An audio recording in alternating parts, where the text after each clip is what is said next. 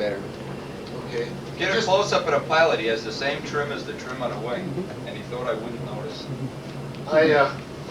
I built it just because, as I say, I did not have one, and my heart really was not into building it. I guess for various reasons, trying to get some RC ships done. So it is not the quality that I would like to see in an airplane. But at least I have one now that's very similar to what I've had flown in the past. There are no changes in it. It's basically the original Olympic type airplane. And again, this was the first airplane that I moved the gear out of the fuselage and put it into the wing. And the only difference in this Olympic over the previous is that I put a needle nose spinner on it. The old ones had the blunt nose froom. And I changed the name because this is, again, second generation, or if you want, for lack of a better terminology, a series of that particular airplane. Basically, everything's the same. Still got the 3-inch belt crank, still 45 or equal movement flaps in the elevator. This particular airplane has an OS Max in it, one of our emissions, and his muffler on it. Of course, the original Olympic did not have any muffler, and they were I was running first Foresters and later on Foxes. And then, as I say, I flew it the first time here, and I've had the engine's not running good, and the airplane's not trimmed out. I think the airplane will fly all right. I'm not sure, but at the moment, I really don't care whether it does or doesn't, because I didn't build it for that reason. It's just so I have one of each of the original airplanes that I was flying. And it's again a basic, unfinished, poorly rubbed out airplane. In fact, it's not rubbed out. I've got a clear K&D over it, put a couple holes in the process, and didn't put enough paint on it. Again, through the lack of wanting to get through the lack of interest in getting the airplane done. But at least it is finished and will fly. I flew it the other night. That's a D-tube wing. Yeah, it's a conventional D-tube wing. The old, again, the takeoff of the Nobler, and many of you built Noblers. You can see Nobler influence in it. I have no problem about saying that it's a derivative of the Nobler. And, all the first, or at least the first series were the wheels in the wing, the wheels in the fuselage. But as I got into it, I changed moments, I changed airfoils. So it became a little more of my input. This one has full flaps. My original Olympics did not. They were clipped at the tips, so that they were a little less wing flap area. So consequently, whether it had an effect on the flying, I really don't know. Bob, you were the first to incline an airplane too, weren't you? Well, we didn't incline. I started with a Stingray, and when I went to California, I thought, if I'm going to get some points for detail, I might as well do something. So what I did was I masked most of the black on the airplane with the masking tape, and I painted it on. And I can't take credit for switching over to doing it with ink. I think you guys later on came up with that idea, which was a heck of a lot simpler, because I was putting the trim tabs on and some of the other things on. It got to be a real pain. What I used to do is I'd scrounge through the plastic kits to find the Don't Walk and some of the other stick-ons that I found, and then one of the manufacturers came out with a decal sheet. And Did you used to go through plastic kits and steal the decals? I used to do that. This pilot was I copied a mold. It was of an X-15 plastic kit, and I don't know whose it was. Revell, or was it Revell? It was Revell. It was an X-15. It was Chuck Yeager's bust, his head.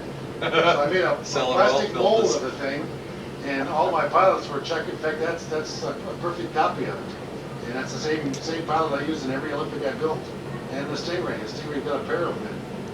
So I just kept on molding more of them. Like clones. It was a copy airplane.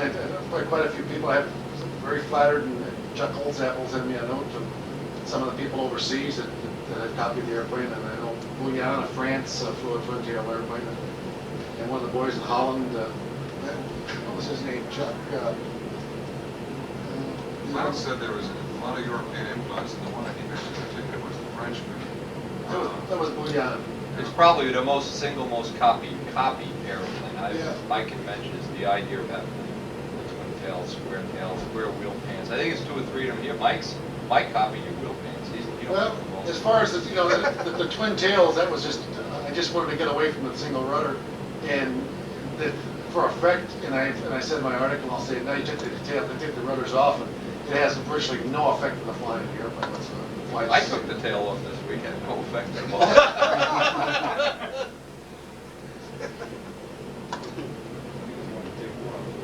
And so much for that. I guess I'd like to end saying that this week was just an absolute ball. It really was fun. Did you have fun at the Nats, It was Bob? fun. It was fun.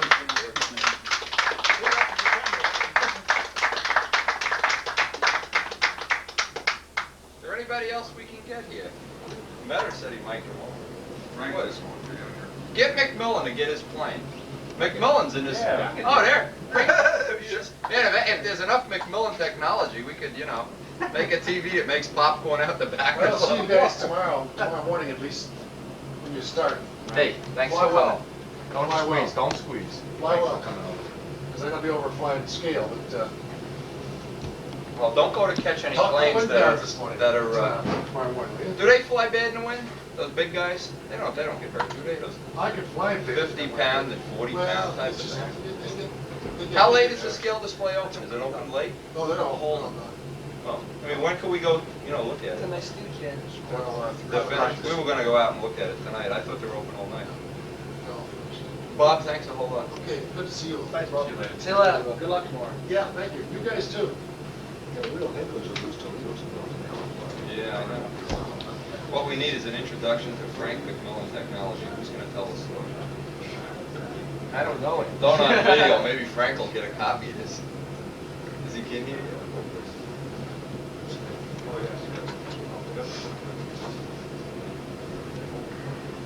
Frank McMillan is going to be in the top 5 fly-off tomorrow, and this is one of the prettiest planes I've ever seen. At least it's the most flying airplane I've ever had. Yeah, boy. Frank is best known for his semi-scale Martin Bakers. His is a relatively straight line style.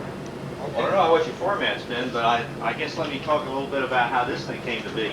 As you remember, the Martin Bakers were the tough thing of the years, and I guess that was an attempt to try and get a name over the years, and that's been the most difficult thing, I think.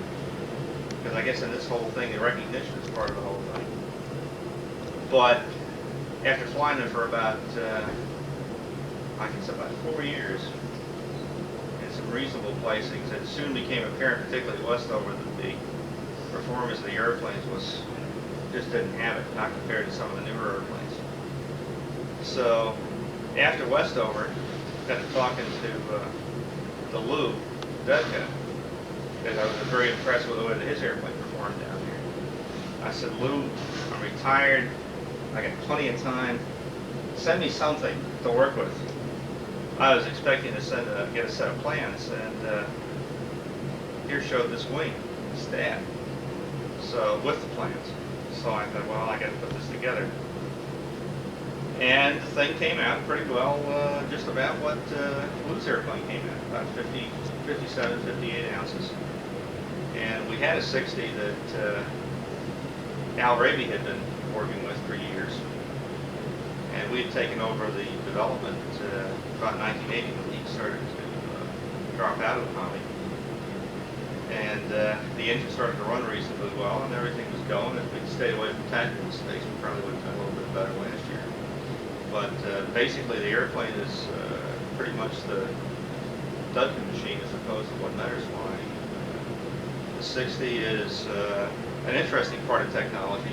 It's a home-built 60 on a Como 51 case with a ST sleeve and piston and a button head, and a bar stock crank, and tungsten counterweights, and all sorts of fancy holes cut in the piston. And probably the only problem is it's the only one of the two that really runs reasonably well. And I guess next year we'll probably go to the standard engine because we haven't been able to make the engines run consistently. We have two that run consistently, but we haven't been able to produce, for whatever reason, a series. Maybe the people that are watching this don't know how much development you and Al did on that other, and I don't know what the motor for 46 case for the big liner. Well, let me go back to the early days. Yeah. You know, when Stunt News was starting, there was a strange ad came out back in '76. And the ad was for a guy named Carlos Alois. Super power engines. Bored and stroked hot rod style. And in those days, the 46 was the big engine. And what he was offering was more power in the same case.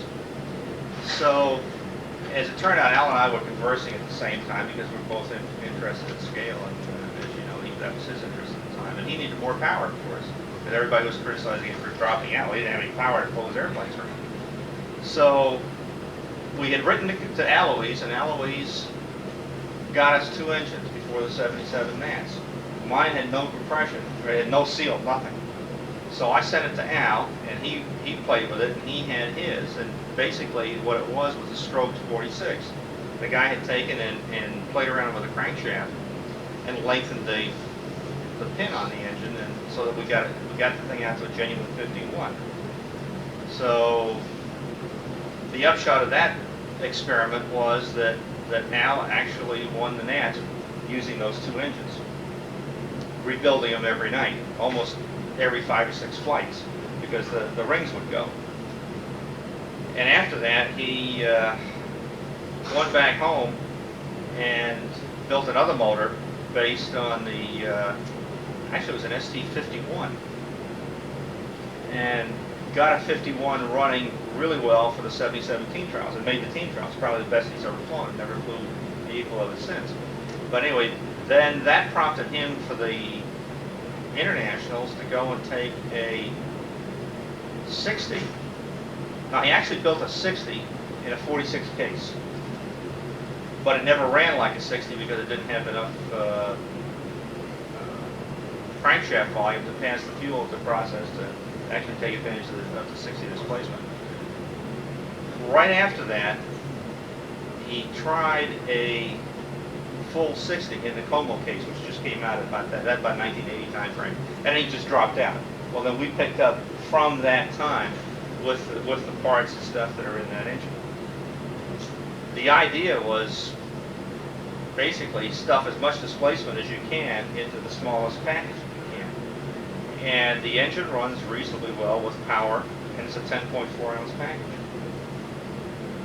It just doesn't make sense right now, and the reason we're thinking of switching is that it doesn't make sense to load the engine up with lead in the backplate when you can buy a stock engine and just play with much of the same guts and make it work.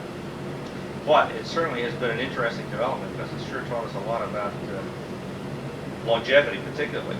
And as an example of longevity, that engine is the best running one we've had.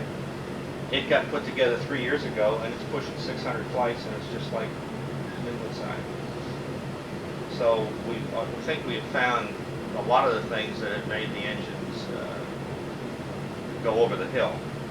And as you know, the 46s went over the hill because they'd score the liners with the wrist pin.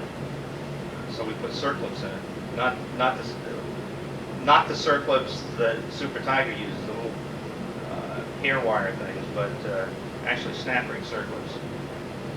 We use a 46 wrist pin, the 46 rod in the thing, for lightweight. Everything is lightweight in there. We went to a lot of trouble to try and balance the engine, and I don't know that we've really succeeded. We've got tons of slugs as counterweights in the counterweight, but a lot of the things that we did, I don't know that they proved out to be any better than a standard engine. In the long run, I really can't say that this thing puts out any significantly more power or is... Say in Paul Walker's 60 or Jimmy's 60, a real full house 60. I really can't say that. But I will say that without doubt, that it'll certainly run many, many, many more flights at the same level. What displacement is that? It's a 60. Simply because of the stuff that we put in internally. It's a precision. Yeah, that stuff is there. But we went through a whole bunch of things with this thing. Well, I can remember one experiment that cost us 2 years, or at least a year, was the experiment with the garter rings. They just did not work. The engine went bananas. I had all kinds of grief with those. Same thing. We Yes. thought it was fluttering of the ring, but I put them in the OSs and I couldn't get them to work even close to even stock lines. Yeah. Then I went to ABC and they worked more reliably than the ring, so. But the Garner rings I had nothing of difficulty with. Yeah, that's about our experience. We had them in a couple of different engines, and they just did not run. I did talk to Raleigh McDonald, speaking of those things, and he said that the way that they got theirs to run was that they had blank pistons and they didn't have the high wall that he uses on a conversions for the other engines. And that's the only thing that I could figure out was what was doing it. One of the things that modelers tend to forget is these engine manufacturers are not dummies. They do a lot of work. They make hundreds of thousands of engines a year, and they're not doing it by guesswork. They're trying to appeal to certain markets and all that, but still, you can't sell them short.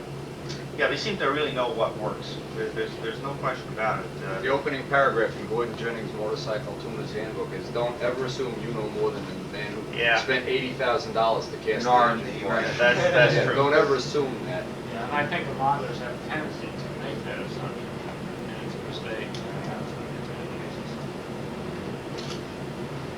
But all in all, that's about the package. There's, as far as the airplane is concerned, the airplane is a reasonably lightweight airplane for the size, and it's got power, and it's finally starting to get to the point where the engine is running reasonably well. It might be a good time for me to mention that I've cut up maybe 8 or 10 good running 60s, cut the case, lowered the liner, raised the liner, decompressed up, and basically you wind up with a Super Tiger 60 as being the best. Being a They standard. couldn't have been too far off when they. Yeah. Now the one thing that we wanted to try that we were figuring out with this thing, in fact, as I was trying to figure out why, the problem I was having with the engine is that when it was hot, it ran beautifully.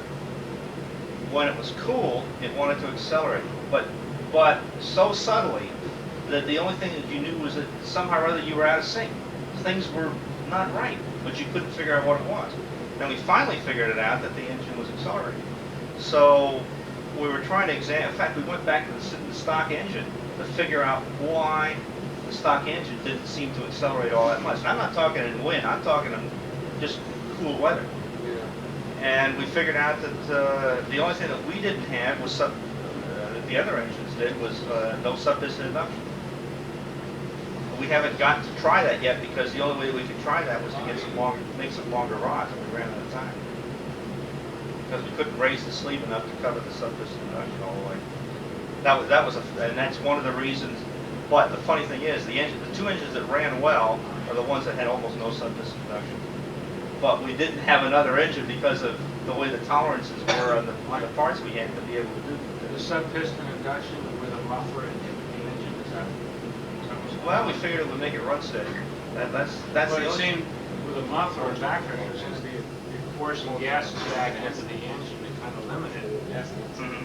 So I think that's what's happened. I really couldn't say, Bob, because we never did get to running a muffler that had significant back pressure. I tried to put some back pressure into that muffler, and it didn't have any effect at all. I closed off half of the I opening. built a tongue muffler like that, and I put in about 15 holes and put quarter 440 caps, and then on the flying tail you got screw in. Yeah. So it's a way of quickly adjusting back pressure on the flying tail instead of running back. One of the things I've noticed is your plane is probably the loudest of all the 60s. Probably have the least restriction on the muffler. But I'm running the It same. hasn't proved to be a negative thing at this Nats. Nobody's criticized it as being a factor in the scoring, and obviously you're in the top 5, so it doesn't matter. Well, that's puzzled me too, because I'm running the same muffler that Meadows ran, that Dudka ran, and that 8 3/32 holes. No, it's got those slots. Oh, the slots. It's a slotted thing. It's the same muffler. Yeah. The only thing that Glenn was saying is he thought it might have been the head. See, in fact, he's running the head that we're running. The button. The button with the same. What would well, be he the got our advantage head. of running a button head on a ring motor? What's the advantage? Yeah. You can change head shapes without having to. Oh, make, without making a new head. Without making all the fins and the stuff of the high machining time. The head you can whip out in an hour. Yeah. Glenn has one on his plane, I know. Yes, it's our head. Yeah. On an ABC motor, the purpose of a button head is to keep the cylinder distortion down. But I didn't know if that was you were trying to accomplish that. The only reason for that is that, as you notice, we're running a big head, just to get more cooling. And the only reason that we did that is that there's so much more machining in that, playing Oh, around yeah. with those fins and stuff. You'd that, be on a milling machine all day making that. Yeah. It was just easier to change. Yeah. Has he got an extension unit on the plane? Yeah. Nice cowling. Can you show him, kind of flip it over, he can focus in on the cowling for the soon-to-be worldwide audience for this testing. But if people might not see it in the video, this is one of the prettiest planes that's been out there today. What are the little trim tabs on the outer wing? Did you have a trim tab of some kind? Those are my shark fins. They serve a very useful function of covering up the hard points where I had a trim tab on the airplane. Oh, yeah, yeah. I Well, know. That's good. I couldn't. You got 17 points for this guy? 18. 18? They didn't notice. No. So the judge is right in the room and he we didn't never notice. we never turned the airplanes over. Yeah. Never turned one of them over. Yeah, I don't know if you can see it in the video, but this is really one of the nicest, most colorful planes. You certainly can see it from far away down the runway.